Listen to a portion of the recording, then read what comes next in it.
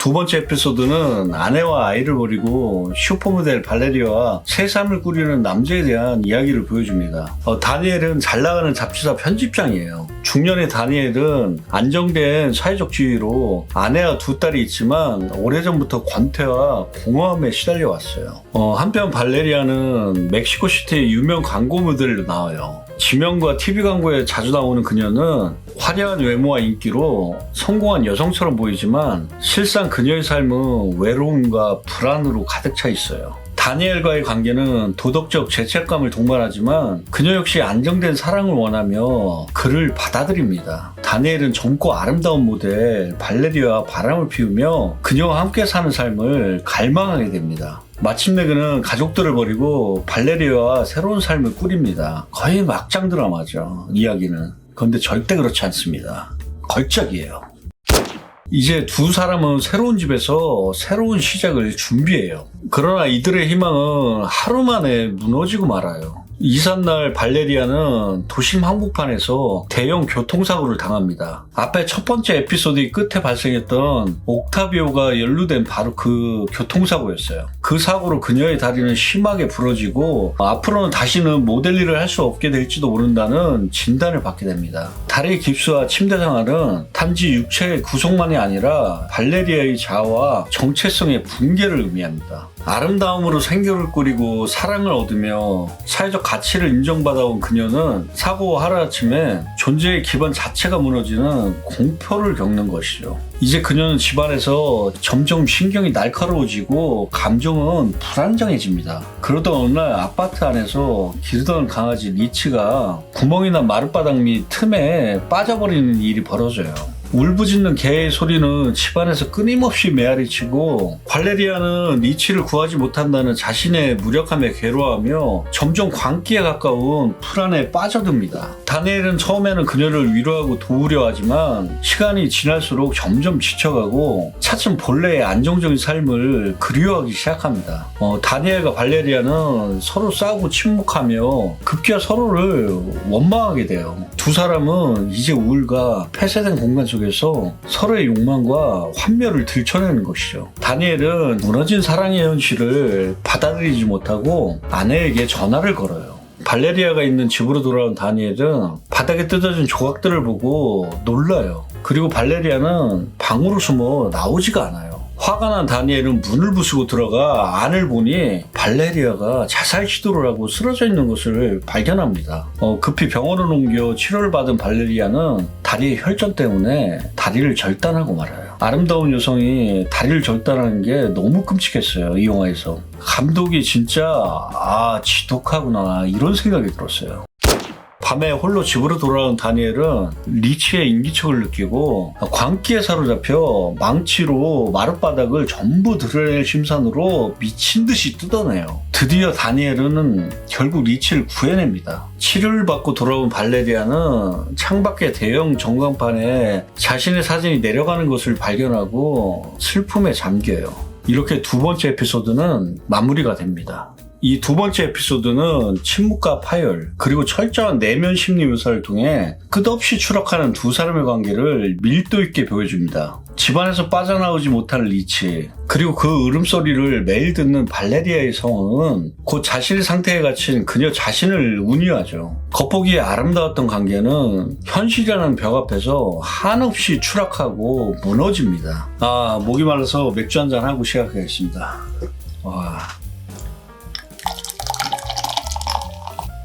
오늘 이렇게 내용이 좀 길어요. 왜냐면 이 영화 자체가 시간이 런닝타임이 깁니다. 2시간 40분 정도 돼요. 자, 한잔하시죠. 짠! 짠!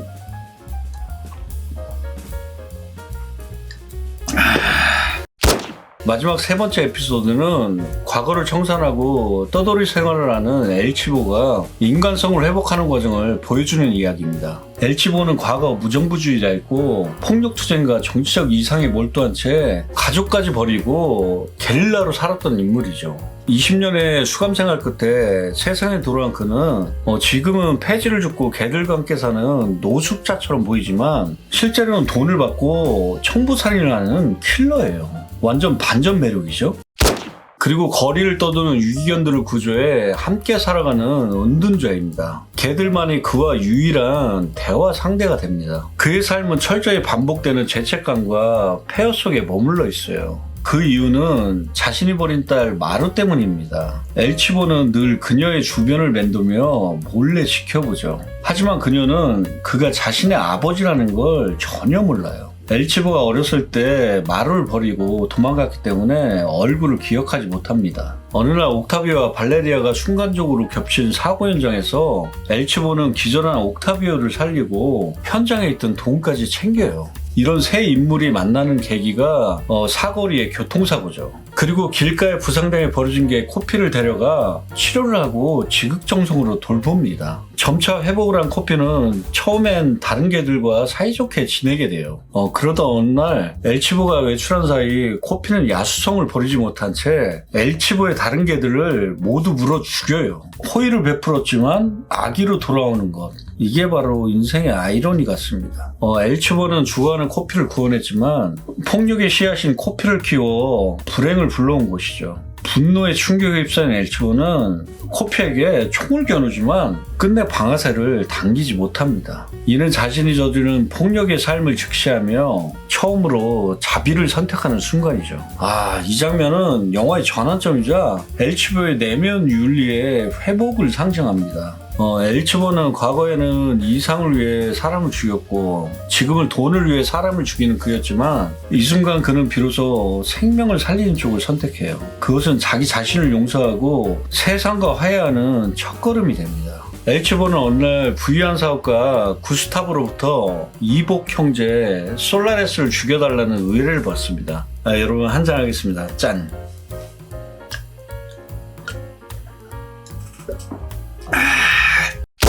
그는 조용히 목표물을 미행하며 제거 시점을 노립니다. 그러던 중 거리에서 자신이 버렸던 가족의 딸 마류의 삶을 엿보게 됩니다. 엘치보는 딸이 자신이 죽었다고 믿고 살아가는 사실에 깊은 회한에 빠져요. 그는 구스타브의 의뢰를 수락하고 솔라레스를 총으로 위협해 납치하는 데 성공해요. 하지만 엘치보는 그를 죽이지 않고 수갑을 채워 기둥에 묶어놓습니다. 엘치보는 의뢰한 구스타보에게 돈을 받기 위해 집으로 불러들여요. 구스타보는 묶여있는 동생 솔라레스와 마주하고 놀라요. 엘치보는 두 형제에게 총을 남기고 누가 누구를 죽일지는 너희가 결정하라고 말한 뒤 자리를 떠납니다.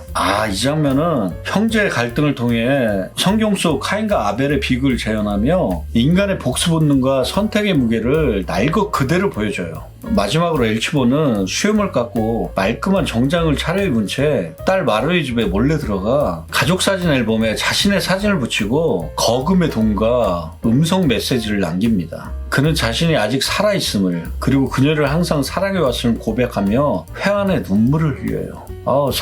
살인청법자인데도 뭔가 감정이입이 됐어요. 이 장면에서. 그리고 코피와 함께 황량한 대지를 함께 걸어가며 자신의 죄와 과거를 뒤로 한 채 삶의 새로운 방향을 향해 나아가며 영화가 끝이 납니다. 영화 아모레스페로스는 겉으로는 폭력적이고 파편에 대한 인간 군상의 이야기를 그리고 있지만 깊이 들여다보면 매우 기독교적인 테마와 윤리적 질문이 정교하게 얽혀 있습니다. 이 영화는 죄, 회개, 속죄, 용서, 사랑, 구원 등 기독교 신학의 핵심 개념들을 중심축으로 이야기의 심층 구조를 짜고 있습니다. 그냥 만든 게 아니에요, 영화를. 이냐리투의 모든 열정을 쏟아부은 데뷔작이며 야심작이자 걸작인 아모레스페로스. 인간의 민낯 그리고 욕망과 사랑의 잔혹한 초상을 그린 명작이죠. 진짜 추천. 그냥 가는 거야. 이건 무조건 봐야 돼요.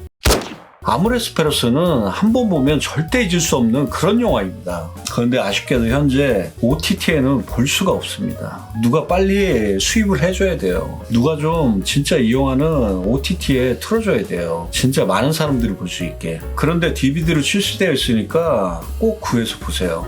아니면 영화가 재개봉하길 빌어보겠습니다. 저도 재개봉하면 꼭 보러 갈 거예요. 극장에서 그 강렬한 느낌을 다시 느끼고 싶어요. 어쨌든 진짜 수단과 방법을 가리지 말고 꼭 보시길 진심으로 바랄게요. 그냥 미친 영화예요.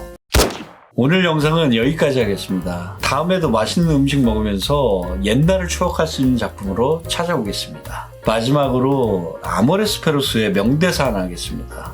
여러 캐릭터들의 대사입니다. 우리가 떠나면 다 괜찮아질 거야. 널 사랑해. 우리 그냥 가자. 할머니는 늘 말씀하셨어. 신을 웃게 하려면 그에게 계획을 말하라고. 넌 나를 사랑한 게 아니라 사랑에 빠진 너 자신을 사랑한 거야. 널 선택했지만 널 가진 대가로 모든 걸 잃었어. 신은 내가 세상을 희미하게 보길 바라나 봐. 나는 흐릿하게 보기로 했어. 나는 그 개를 살렸는데 그놈이 내 다른 개들을 다 죽였어. 사랑은 개 같은 거야. 죄송합니다. 톤이 다 똑같은 것 같은데. 사랑에 대한 가장 잔혹하고도 진실한 통찰을 보여준 아모레스페루스 리뷰였습니다. 사랑은 과연 우리를 구원으로 이끌까요? 아니면 파멸로 이끌까요? 여러분들의 의견을 댓글로 남겨주세요. 때로는 구원일 수도, 때로는 파멸일 수도 있죠. 한번 얘기해 봅시다. 사랑에 대해서. 여러분 행복한 하루 되시고요. 재밌게 보셨으면 구독, 좋아요, 알림 설정 한번 부탁드리겠습니다. 그럼 다음 영상에서 만나 뵙겠습니다. I'll be back.